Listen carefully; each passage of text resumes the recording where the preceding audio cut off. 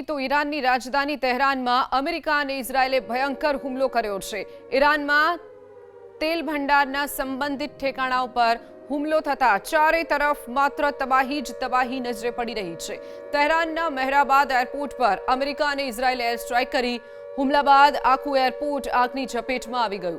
તો તહેરાનમાં જ aircraft fuel depot પર પણ હુમલો થયો હોવાની ઘટના ઈરાનની રાજધાની તહેરાનમાં ભયંકર હુમલાની ઘટના બની છે। તહેરાન પર ઇઝરાયેલ અને અમેરિકાની એર સ્ટ્રાઇક તહેરાનમાં મહેરાબાદ એરપોર્ટ પર હુમલાની ઘટના બની છે, જેમાં એરક્રાફ્ટ ફ્યુલ ડેપો પર જ હુમલો કરવામાં આવ્યો, જેના કારણે ભયંકર વિસ્ફોટ થયો અને આગની જ્વાળાઓ ઊંચે સુધી ઉડતી નજરે પડી હતી, જે ઘટનાનો વિડીયો પણ સામે આવ્યો છે। દ્રશ્યો આપ જોઈ શકો છો ટીવી સ્ક્રીન પર।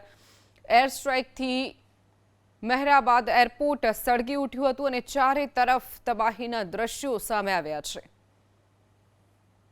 તો જે દ્રશ્યો આપ જોઈ રહ્યા છો, એર સ્ટ્રાઇક જે કરવામાં આવી છે, જેના કારણે મહેરાબાદ એરપોર્ટ જે આવેલું છે તેના ચારે તરફના તબાહીના દ્રશ્યો સામે આવ્યા છે। ઈરાનની રાજધાની તહેરાનના ભયંકર દ્રશ્યો છે। તહેરાન પર ઇઝરાયેલે વધુ એક એર સ્ટ્રાઇક કરી છે।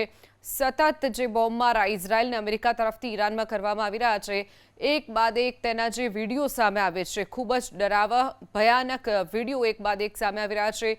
તેમાં એરપોર્ટ પરના આ દ્રશ્યો છે, જેને નિશાન બનાવવામાં આવ્યું હતું। ઇઝરાયેલ અને અમેરિકાની એર સ્ટ્રાઇક બાદ તહેરાનના મહેરાબાદ એરપોર્ટ ઉપરના આ દ્રશ્યો, જ્યાં વિકરાળ આગ લાગવાની ઘટના બની હતી અને ધુમાડાના ગોટે ગોટા દૂર દૂર સુધી દેખાયા હતા। તહેરાનના એરક્રાફ્ટ ફ્યુલ ડેપો પર જ હુમલો કરી દેવામાં આવ્યો।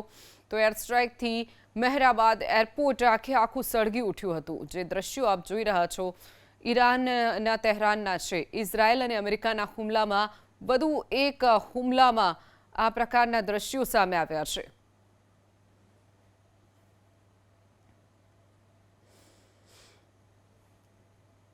તો આ તરફ વાત કરીએ દુબઈની। દુબઈમાં ઈરાનનો ફરીથી હુમલો। દુબઈમાં ડ્રોન હુમલા બાદ વિસ્ફોટ થયો છે। દુબઈ એરપોર્ટ પર અફરાતફરીનો માહોલ। દુબઈમાં ઈરાને વધુ એક ડ્રોન અટેક કર્યો છે, જેના કારણે ભયંકર વિસ્ફોટ થયો। વિસ્ફોટના કારણે અફરાતફરીનો માહોલ જોવા મળ્યો હતો।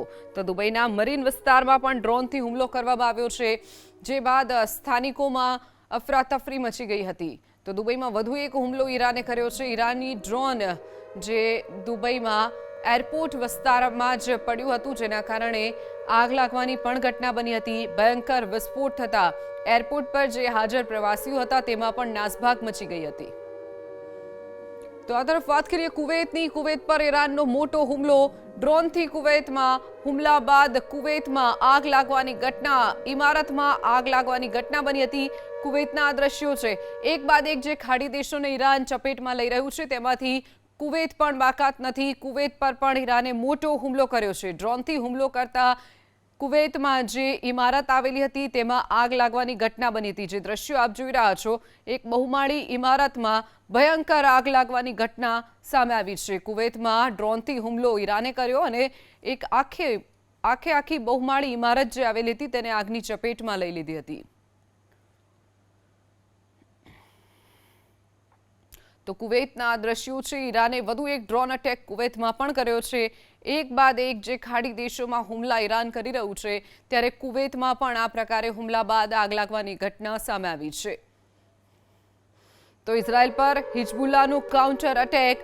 ઉત્તરી અને મધ્ય ઇઝરાયલ પર હિઝબુલ્લાનો હુમલો। તેલ અવીવ પર પણ હુમલો કર્યો છે। હિઝબુલ્લાએ તેલ અવીવ પર પણ હુમલો કર્યો છે। હિઝબુલ્લાએ ઈરાની મિસાઇલથી મોટો હુમલો કર્યો હોવાની ઘટના સામે આવી છે।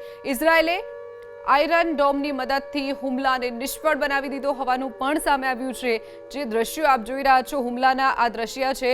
હિઝબુલ્લાએ ઇઝરાયેલ પર વધુ એક અટેક કર્યો છે। તેલ અવીવમાં હુમલો કરતા જ ઇઝરાયેલે તમામ જે આયરન ડોમની મદદથી હુમલાને નિષ્ફળ બનાવ્યા હોવાનું પણ દાવો કર્યો છે। તો દ્રશ્યો જે સામે આવ્યા છે તેમાં હિઝબુલ્લાએ ઈરાની જે મિસાઇલ આવેલી છે, મિસાઇલથી અટેક કર્યો હોવાની પણ દાવો કર્યો છે। તો બીજી તરફ ઇઝરાયેલે તમામ જે અટેક હતા તેને નિષ્ફળ બનાવ્યા હોવાનો પણ ઇઝરાયેલ દાવો કરી રહ્યું છે।